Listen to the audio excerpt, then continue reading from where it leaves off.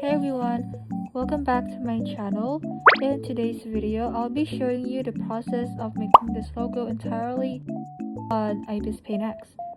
This design took quite a while because there are so many little details, so I hope you enjoy watching the time lapse.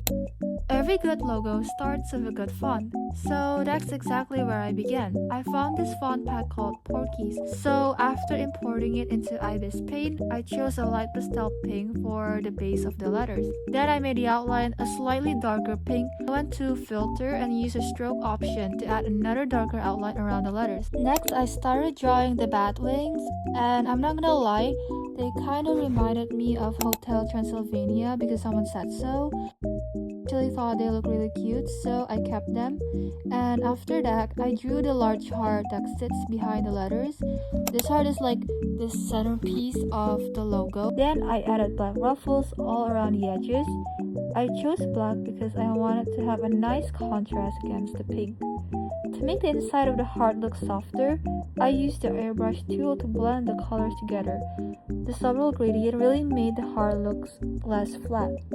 And after finishing the heart, I drew this zigzag shaped ribbon behind it. Honestly, this part was pretty tricky because I wanted both sides to be as symmetrical as possible, so it definitely took a few tries before I was happy with it.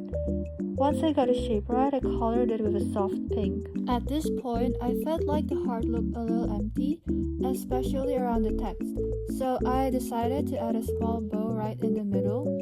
It helped fill the space nicely and made everything look a lot more balanced. One of my absolute favorite details is the little piano key design on the letter I. It was surprisingly fun to draw, and I think it's added a unique touch to the logo. I also added tiny dots and little heart shapes around the letters because I wanted every part of the text to have something interesting to look at. To make the letters stand out even more, I added a little white circles, sparkles, and some highlights around them. Those tiny details might seem small, but they really make the logo feel more lively.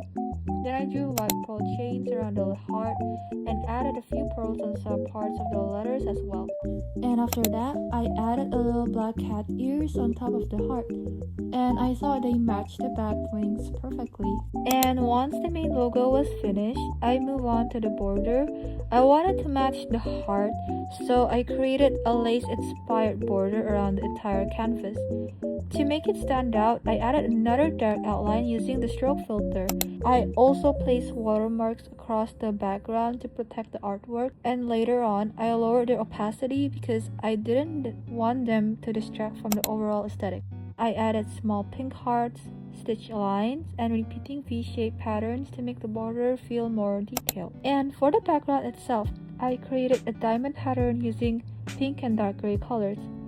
I also added a muted purple behind everything so the colors wouldn't crash together. While looking at the finished piece, I noticed that the zigzag ribbon behind the heart looked a little flat, so I added a hot pink gradient to the ends, and that small change gave it a lot more depth and made the colors pop. One of my favorite finishing touches was adding a clean white outline around the entire logo. To finish everything off, I re-added the watermark with low opacity, painted a soft glow behind the logo, and added a few black pearls to the border because I felt like it still looked a little empty. I also experimented with a few different background colors, but in the end, I decided to stick with the original palette because it matched the logo the best. And that's the final result. I'm really happy with how this logo turned out, and if you enjoyed this video, don't forget to like, subscribe, and I'll see you guys in the next one. Bye!